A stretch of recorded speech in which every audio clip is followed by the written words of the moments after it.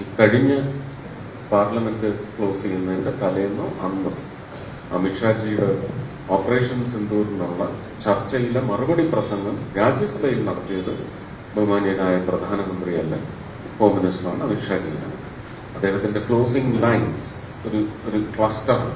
അതിൽ പറഞ്ഞിട്ടുണ്ട്, uniform civil code जरूर आएगा, ഏകീകൃത നിയമം വരും, ശുരുവാത് ഹുയി ഹെ, അതിന്റെ തുടക്കം ഞങ്ങൾ കുറിച്ച് കഴിഞ്ഞിരിക്കുന്നു എന്ന് പറഞ്ഞിട്ടുണ്ടെങ്കിൽ നേരത്തെ പറഞ്ഞ ക്ഷേത്രമടക്കമും ഒരു ഇലക്ഷൻ വരാൻ ഇരിക്കുന്നത് കൊണ്ടാണ് ഞാൻ ആ ക്ഷേത്രത്തിന്റെ പേര് ഞാൻ ഉപയോഗിക്കാറ്.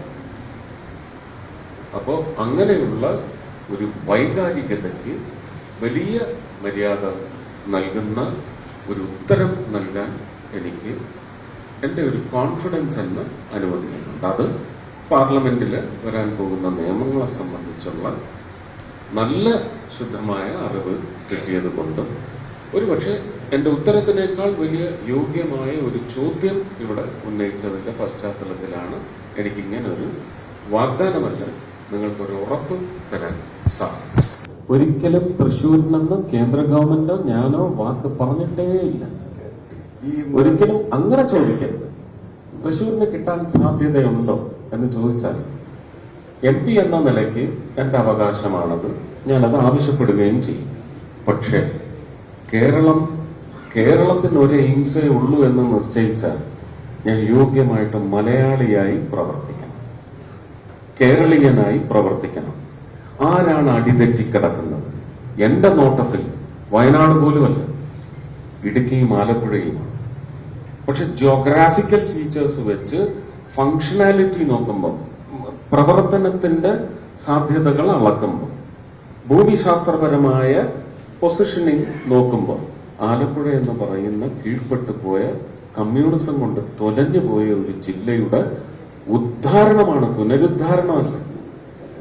അതിന്റെ പടുകുഴിയിൽ നിന്ന് കരകയറ്റണമെന്ന് കേരളത്തിലെ തൃശ്ശൂർക്കാരടക്കമുള്ള മലയാളികൾ ആഗ്രഹിക്കണം, പ്രാർത്ഥിക്കണം എന്ന് മാത്രമേ ഞാൻ ഈ അവസരത്തിൽ പറയും. ഞാൻ വളരെ വളരെ ബ്ലാങ്ക് ആയിട്ടാണ് ഞാൻ പറഞ്ഞിരിക്കുന്നത്. നിങ്ങൾ ചിന്തിക്കും, ഇതിൽ രാഷ്ട്രീയമില്ല, പ്രാദേശികതയില്ല. ഞാൻ കൊല്ലത്ത് വേണമെന്ന് പറഞ്ഞില്ല. കൊല്ലത്ത് എനിക്ക് വീടുണ്ട്, പറമ്പുണ്ട്.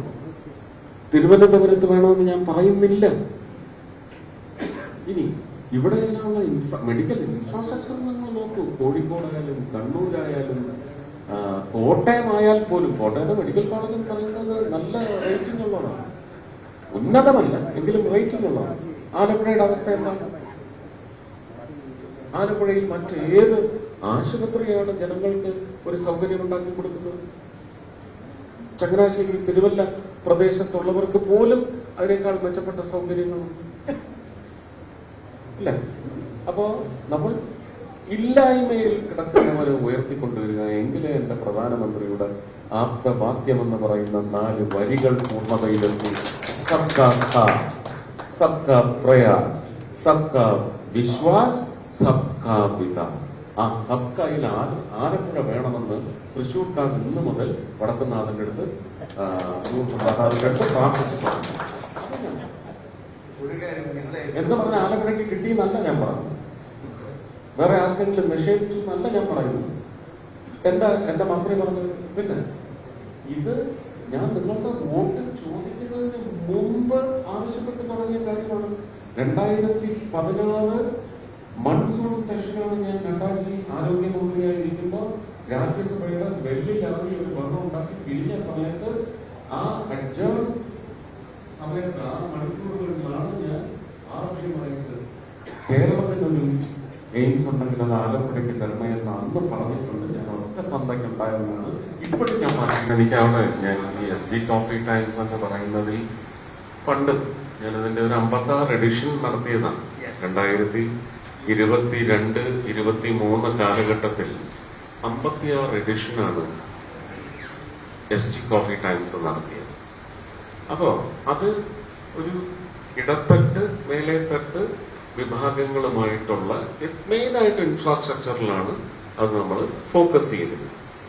പക്ഷെ അത് കലുങ്കിലേക്ക് വന്നപ്പോൾ അടിത്തട്ട് വിഭാഗത്തിന്റെ അപര്യാപ്തതകളാണ്, അനിവാര്യതകൾ 40-50 വർഷമായിട്ട് മര്യാദകേടിലേക്ക് മുക്കിക്കളഞ്ഞ ഒരു സംവിധാനത്തിനെതിരെയുള്ള മുറവിളിയാണ് അവിടെ കേട്ടത്. അതിന് ഞാൻ കൃത്യമായി മറുപടി കൊടുത്തിട്ടുണ്ട്. അതിനെല്ലാം എനിക്ക് രാഷ്ട്രീയം പറയേണ്ടി വന്നിട്ടുണ്ട്. ആ രാഷ്ട്രീയം പറഞ്ഞത് വലിയ ബോധവൽക്കരണമാണ് എന്ന് പറയുന്ന ഭയപ്പാടാണ് ഇന്നും പ്രജ എന്നൊക്കെ പറഞ്ഞ് ചില വാക്കുകൾ എടുത്തിട്ട് കൊട്ടിക്കൊണ്ടിരിക്കുന്നത്. അതിന് കൂലി തല്ലുകാരെയും കൂലി എഴുത്തുകാരെയും നിയോഗിച്ചിട്ടുണ്ട്. അവർക്ക് പ്രധാനമായിട്ടും സബ്സ്റ്റാൻഷ്യൽ മെറ്റീരിയൽ സപ്ലൈ ചെയ്യുന്നതിന് വേണ്ടിയാണ് അവർ വന്ന് നിരന്നിരിക്കുന്നത്. അല്ലാതെ ഇത് പ്രൊജക്ട് ചെയ്യാനേ അല്ല, ഒരിക്കലുമല്ല. എനിക്ക് നല്ല ബോധ്യമുണ്ട്. പക്ഷെ അതിനും അവരോട് നന്ദിയുണ്ട്. കാരണം ജനം ഇത് തിരിച്ചറിഞ്ഞു.